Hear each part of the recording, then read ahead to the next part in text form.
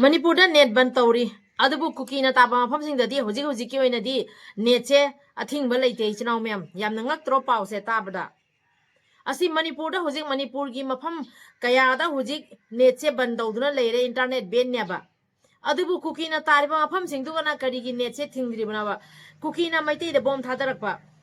victim oiriba aikhoi gi mathakta curfew tawsanba victim oiriba akhoi gi mathakta nongmai kapsanba victim oiriba akhoi gi mathakta internet ban tawsanba aikhoi sigi pau pithok pusin tawba amadi aikhoi gi mathakta otpa neiba toriba myam se pau phauna danaba amadi kari maram gi neche thingi banaba akhoi gi tampakta irang na teba kuki na irang se horakpatagi tampak se akhoi na yaning deba phongdok chabaneba aduga irang sagalaiba mafam duga na net hanga thami basina karino ba aikhoi na khangjaba da hoji hoji ko oina kuki na taba mafam singda hoji hoji ki oina net thingdeba bom thada reiba da kuki na natro maitei da halai ba da kuki na natra bra adu eragadi kuki na leiba mafam singda net hangi basina asina karino Manipur siga toriba asigumba hoji hoji paliba lengak sina Manipur da paliba hoji hoji ki lengak sina tori base karina base wahang amoina hangjagya ba kuki na leiba mafam singda net thingdri basina karigi thingdri no ba aduga net thing basina solution purak tori braba Manipur da net thingjalaga Manipur gi irang se nemda dori braba Manipur da maitei gi mafam da combing operation maitei gi mafam da curfew maitei gi mafam da nongmai kapsan ba asok paso akhoi na sum oiba si baso akhoi na sum oiba awa baso akhoi gi mathakta sum pi gai ba yekna bana su tawba adugi mathakta hoji hoji paliba lengak na su asmaina sum maitei gi mathakta otpa nei ba tawge haiba ado maitei aikhoi da hoji asuk yamna namthagi asuk yamna otki asuk yamna neigen khali base central government na amadi aikhoi gi leiba state government na divided rule gi mato mong tawre base akhoi di khangye ba mayam su loina khangi bane bra khangna maitei masa ama oina maitei iramdam se hoji kari oiri khangna maitei masa gi mathakta kapa maitei masa gi mathakta phuba otpa nei ba tawriba mayam se asigi matang da aikhoi gi leiba state government na hojik lobi reiba thodang mayam se asi aikhoi khara pen de ba pham se asi ka haijaningi kuki na tawa mafam da kuki na leiba mafam da net thingdri basina kari gino aikhoi na khangja bada hoji ki oina di kuki na taba mafam sing da hoji ki oina di internet ban tawdri net thingdre wa pham se asi aikhoi hoji ki oina khangba phangba pauni chinaw mayam aduna kuki dana kari khudong chaba piriba kuki dana tawning tawba yabagi khudong chaba se piri jala karino tawriba se base asi wafam se myang yefam da thamjage ko kuki na ni maite de bom thada rei base kuki na ni irang thugai irang sogalei base kuki na ni shanti thugai ri base aduguma kuki gi furup tu da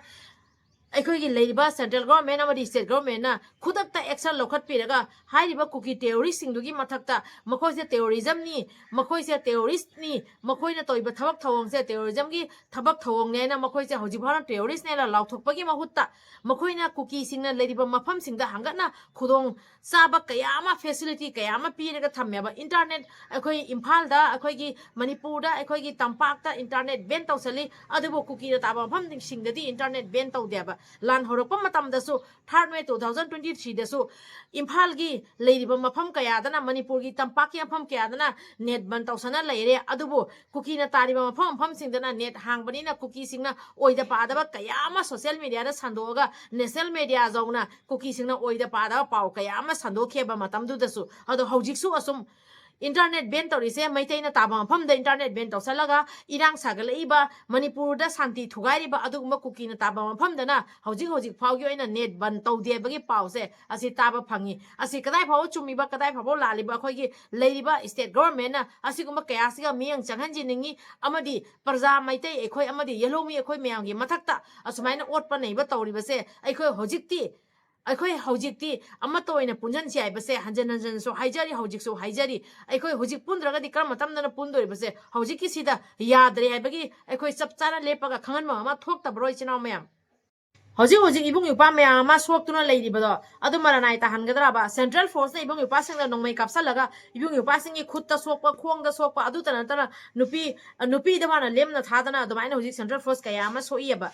ꯑꯩꯈꯣꯏꯒꯤ ꯊꯣꯛꯂꯩꯕ ꯏꯕꯨꯡ ꯏꯄ꯭ꯋꯥ ꯊꯧꯅꯥ ꯐꯕꯁꯤꯡꯗꯣ ꯅꯣꯡꯃꯩ ꯀꯥꯞꯁꯜꯂꯒ ꯀꯤꯍꯟꯒꯅꯤ ꯈꯟꯕꯗꯣ ꯑꯗꯨꯗꯤ ꯑꯣꯏꯔꯣꯏꯕ ꯑꯩꯈꯣꯏꯗꯤ ꯃꯩꯇꯩ ꯅꯣꯡꯁꯥꯅꯦꯕ ꯁꯣꯛꯑꯒ ꯍꯦꯟꯅ ꯊꯧꯅꯥ ꯐꯒꯠꯂꯛꯀꯅꯦꯕ ꯍꯥꯏꯅꯕꯅꯤ ꯍꯤꯟꯗꯤꯗ ꯖꯈꯃꯤ ꯁꯦꯔꯗ ꯍꯧꯒꯅꯨ ꯍꯥꯏꯅꯀꯣ ꯑꯗꯨꯃꯥꯏꯅ ꯃꯩꯇꯩ ꯑꯊꯧꯕ ꯃꯌꯥꯝꯗꯣ ꯅꯈꯣꯏꯅ ꯅꯝꯊꯒꯦꯅ ꯈꯜꯂꯤꯕꯗꯣ ꯑꯣꯏꯔꯣꯏ ꯃꯩꯇꯩꯒꯤꯗꯤ ꯁꯣꯛꯑꯒꯅ ꯍꯦꯜꯂꯛꯄꯅꯤ ꯑꯩꯈꯣꯏꯒꯤ ꯃꯩꯇꯩ ꯑꯊꯧꯕ ꯃꯌꯥꯝ ꯁꯣꯛꯏꯕꯗꯣ ꯃꯔꯅꯥꯏ ꯑꯣꯏꯍꯟꯒꯗ꯭ꯔꯣ ꯑꯩꯈꯣꯏ ꯃꯌꯥꯝꯅ ꯏꯕꯨꯡ ꯏꯄ꯭ꯋꯥꯗꯨꯒꯤꯗꯃꯛꯇ ꯁꯣꯛꯏꯕ ꯏꯕꯨꯡ ꯏꯄ꯭ꯋꯥꯁꯤꯡꯗꯣ ꯑꯩꯈꯣꯏ ꯃꯌꯥꯝꯅ ꯃꯇꯦꯡ ꯄꯥꯡꯁꯤꯟꯃꯤꯟꯅꯁꯤ ꯑꯃꯗꯤ ꯊꯋꯥꯏꯅ ꯄꯣꯟꯊꯥ ꯑꯣꯏꯈ꯭ꯔꯕ ꯑꯊꯧꯕꯒꯤ ꯐꯦꯃꯤꯂꯤ ꯑꯊꯧꯕꯒꯤ ꯌꯨꯝꯗ ꯂꯩꯍꯧꯔꯤꯕ ꯃꯌꯥꯝꯗꯨꯒꯤ ꯑꯋꯥꯕꯗ ꯑꯩꯈꯣꯏꯁꯨ ꯁꯔꯨꯛ ꯌꯥꯃꯤꯟꯅꯁꯤ ꯑꯗꯨꯅ ꯏꯕꯨꯡ ꯏꯄ꯭ꯋꯥꯁꯤꯡ ꯎꯅꯕ ꯑꯩ ꯆꯠꯆꯒꯦ ꯈꯟꯖꯔꯤ ꯃꯌꯥꯝꯗꯒꯤ ꯑꯉꯝꯕ ꯃꯇꯦꯡ ꯈꯖꯤꯛꯇꯪ ꯅꯤꯖꯔꯤ ꯏꯕꯨꯡ ꯏꯄ꯭ꯋꯥꯁꯤꯡꯗ ꯑꯩꯈꯣꯏꯅ ꯄꯨꯂꯞ ꯄꯨꯟꯃꯤꯟꯅꯔꯒ ꯃꯇꯦꯡ ꯈꯖꯤꯛꯇꯪ ꯄꯥꯡꯃꯤꯟꯅꯁꯤ ꯃꯅꯤꯄꯨꯔꯒꯤ ꯋꯥꯡꯃꯗ ꯂꯩꯔꯤꯕ ꯑꯃꯗꯤ ꯃꯅꯤꯄꯨꯔ ꯃꯅꯨꯡꯗ ꯂꯩꯔꯤꯕ ꯃꯐꯝ ꯌꯧꯅ ꯆꯪꯁꯤꯟꯕ ꯉꯝꯗꯕ ꯏꯕꯨꯡ ꯏꯄ꯭ꯋꯥꯁꯤꯡꯒ ꯎꯅꯕ ꯆꯠꯄꯗ ꯈꯖꯤꯛꯇꯪ ꯈꯨꯗꯣꯡꯆꯥꯗꯕ ꯂꯩꯕ ꯃꯌꯥꯝꯗꯒꯤ ꯑꯉꯝꯕ ꯃꯇꯦꯡ ꯈꯖꯤꯛꯇꯪ ꯅꯤꯖꯔꯤ ꯃꯌꯥꯝꯅꯁꯨ ꯑꯉꯝꯕ ꯃꯇꯦꯡ ꯈꯖꯤꯛꯇꯪ ꯄꯥꯡꯕꯤꯌꯨ ꯑꯩ ꯏꯕꯨꯡ ꯏꯄ꯭ꯋꯥꯁꯤꯡ ꯎꯅꯕ ꯆꯠꯆꯒꯦ ꯑꯃꯗꯤ ꯑꯩꯈꯣꯏ ꯃꯌꯥꯝꯒꯤ ꯃꯔꯛꯇꯒꯤ ꯌꯥꯝꯅ ꯅꯨꯡꯁꯤꯔꯕ ꯊꯋꯥꯏꯒꯤ ꯃꯅꯤꯅꯦꯅ ꯂꯩꯖꯔꯤꯕ ꯃꯃꯥꯒꯤ ꯃꯊꯥꯗꯒꯤ ꯄꯤꯛꯂꯤꯕ ꯑꯉꯥꯡ ꯅꯨꯄꯤ ꯃꯆꯥ ꯑꯃꯗꯤ ꯅꯨꯄꯥ ꯃꯆꯥꯕꯨ ꯀꯨꯀꯤꯒꯤ ꯕꯣꯝꯗꯒꯤ ꯉꯁꯤꯗꯤ ꯑꯩꯈꯣꯏ ꯃꯌꯥꯝꯒꯤ ꯃꯔꯛꯇ ꯂꯩꯇꯔꯦ ꯑꯗꯨꯒꯨꯝꯕ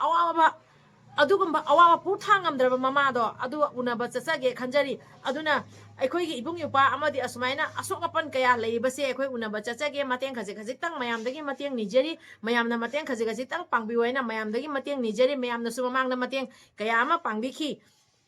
ꯑꯗꯨꯒ ꯑꯃꯨꯛꯀ ꯍꯥꯏꯖꯒꯗꯕꯗꯤ ꯃꯇꯦꯡ ꯄꯥꯡꯕꯤꯔꯛꯄ ꯈꯨꯗꯤꯡꯃꯛꯀꯤ ꯃꯤꯡ ꯑꯃꯗꯤ ꯑꯦꯃꯥꯎꯟ ꯑꯩ ꯆꯞ ꯆꯥꯅ ꯃꯌꯥꯝꯒꯤ ꯃꯐꯝꯗ ꯃꯃꯥꯡꯗꯁꯨ ꯊꯝꯖꯈꯤ ꯍꯧꯖꯤꯛꯁꯨ ꯊꯝꯖꯒꯅꯤ ꯑꯗꯨꯅ ꯃꯌꯥꯝꯅ ꯄꯤꯔꯤꯕ ꯅꯝꯕꯔ ꯑꯁꯤꯗ ꯃꯌꯥꯝꯅ ꯃꯇꯦꯡ ꯈꯖꯤꯛꯇꯪ ꯄꯥꯡꯕꯤꯌꯨ ꯑꯩꯈꯣꯏꯒꯤ ꯁꯣꯛꯄꯟꯗꯨꯅ ꯂꯩꯕ ꯏꯕꯨꯡ ꯏꯄ꯭ꯋꯥꯁꯤꯡꯒꯤ ꯃꯐꯝꯗ ꯑꯉꯝꯕ ꯃꯇꯦꯡ ꯈꯖꯤꯛꯇꯪ ꯄꯥꯡꯃꯤꯟꯅꯁꯤ ꯍꯥꯏꯅ ꯃꯌꯥꯝꯗꯒꯤ ꯃꯇꯦꯡ ꯅꯤꯖꯔꯤ ꯃꯌꯥꯝ ꯁꯣꯏꯗꯅ ꯃꯇꯦꯡ ꯄꯥꯡꯕꯤꯔꯛꯀꯅꯤ ꯍꯥꯏꯅ ꯊꯥꯖꯕꯁꯦ ꯊꯝꯖꯔꯤ ꯑꯩꯈꯣꯏ ꯃꯌꯥꯝꯒꯤꯗꯃꯛꯇ ꯊꯣꯛꯏꯕꯅꯤ ꯏꯕꯨꯡ ꯏꯄ꯭ꯋꯥꯁꯤꯡꯗꯣꯀꯣ ꯃꯔꯅꯥꯏ ꯑꯣꯏꯍꯟꯒꯗ꯭ꯔꯥ ꯁꯣꯛꯇꯨꯅ ꯄꯟꯗꯨꯅ ꯂꯩꯕ ꯏꯕꯨꯡ ꯏꯄ꯭ꯋꯥꯁꯤꯡꯗꯣ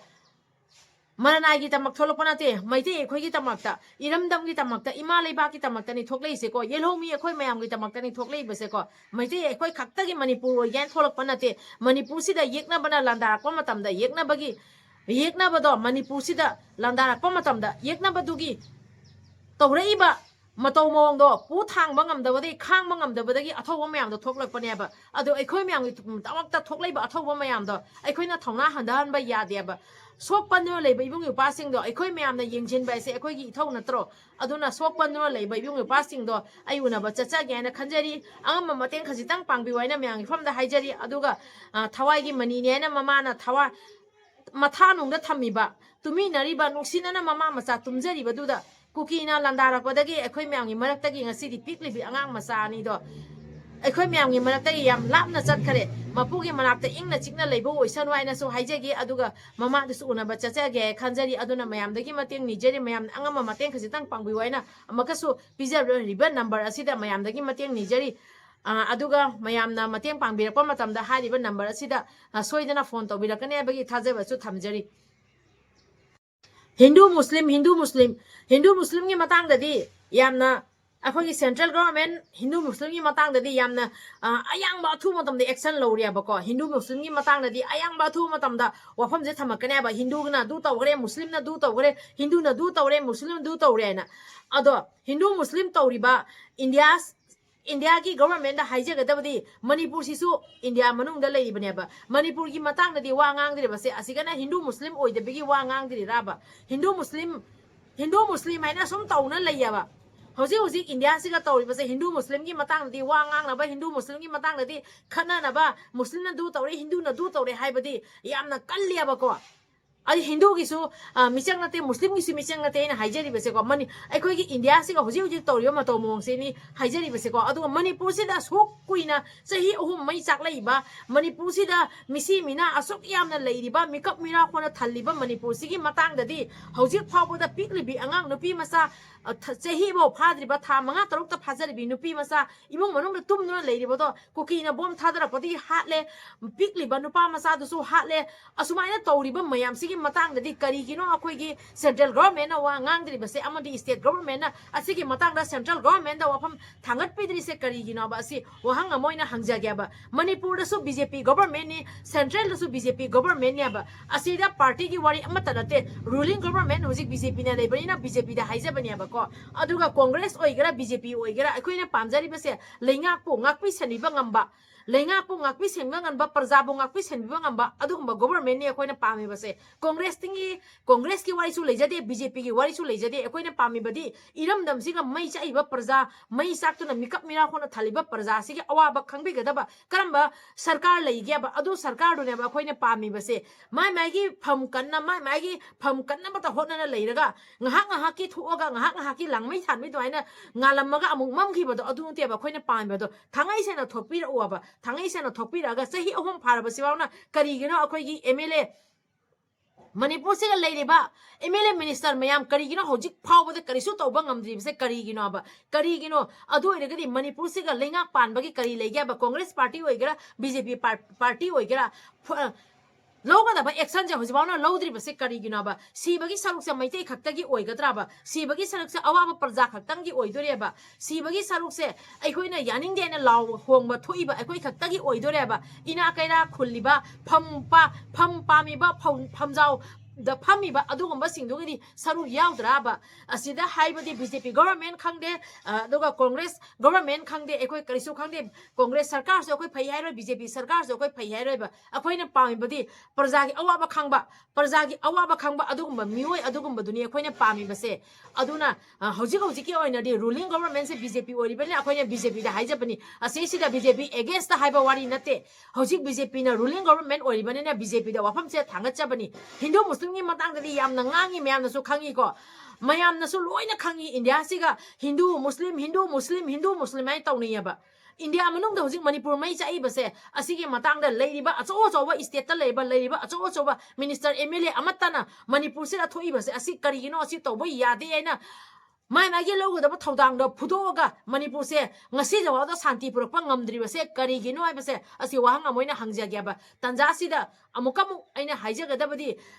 aikhoi sibagi saruk se meetei khaktagi oina leidoribra tampakta meetei gi mathakta otpa nei bata asum tawduna leidoribra tampakta curfew thamba tampakta misam gi mathakta nongmei kapsan ba tampakta internet ban tawba asina solution puraktori raba asina solution puraktoiro meetei hojik aikhoi kai tawgani aikhoi myam so khandaminasi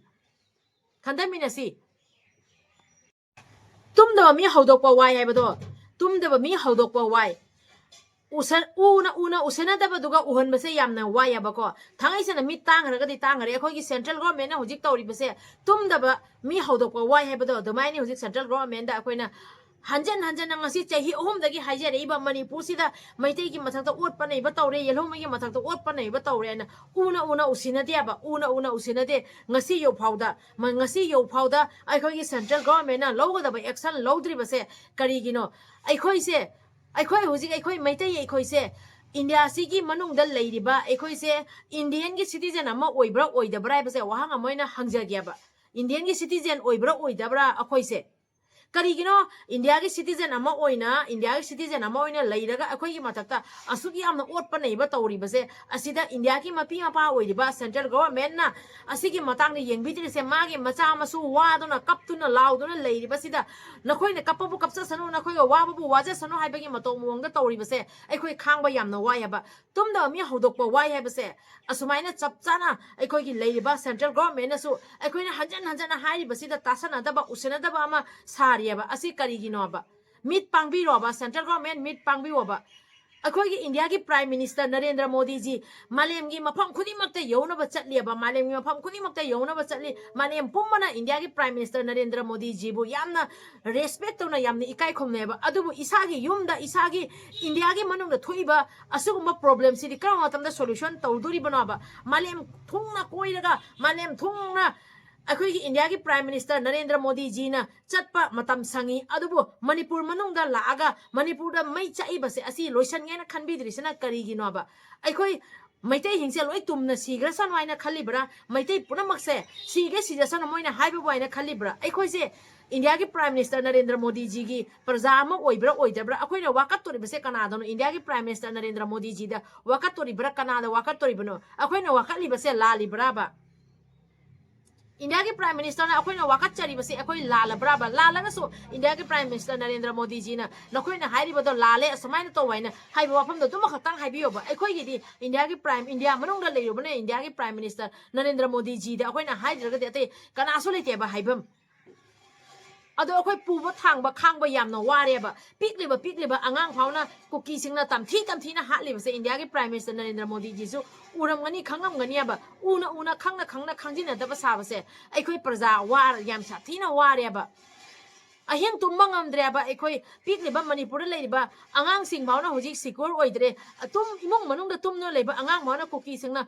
ꯇꯝꯃꯒ ꯕꯣꯝꯅ ꯀꯥꯞꯄꯒ ꯍꯥꯠꯂꯦꯕ ꯑꯗꯨꯏꯗꯤ ꯑꯩꯈꯣꯏ ꯀꯅꯥꯗ ꯋꯥꯀꯠꯇꯣꯔꯤꯕꯅꯣ India की prime minister द वाकत्रदी Canada वाकत्तोइनो अदुना इंडिया की प्राइम मिनिस्टर नरेंद्र मोदी जी की पुनी चिन्हनजगे असुगुंबा illegal immigrants Kuki narco terrorist सिंगना मणिपुर सिदा इरांग सागलिबा इंडिया सिदा इरांग सौगलिबा असिगुंबा कुकी टेररिस्ट सिंग सिगे मथक्ता अहक्पा चैराक पिबिउ आइन गी ओइबा करी चैराक पिबिदुनो एसे पिबिउ हाइना इंडिया की प्राइम मिनिस्टर नरेंद्र मोदी जी की पुनी चिन्हनजगेबा अखोय याम वारेबा मैतेय एखोय की मथक्ता ओटपनेबा तोइबसे थांगाई सेंगना मैतेय न खोय अमदी कुकी न खोयगा तौनिंगबा तौरो अंगम्बा नाइ नोय अंगम्बा तौनरोइना थादोकपसु थादोकपिदियाबा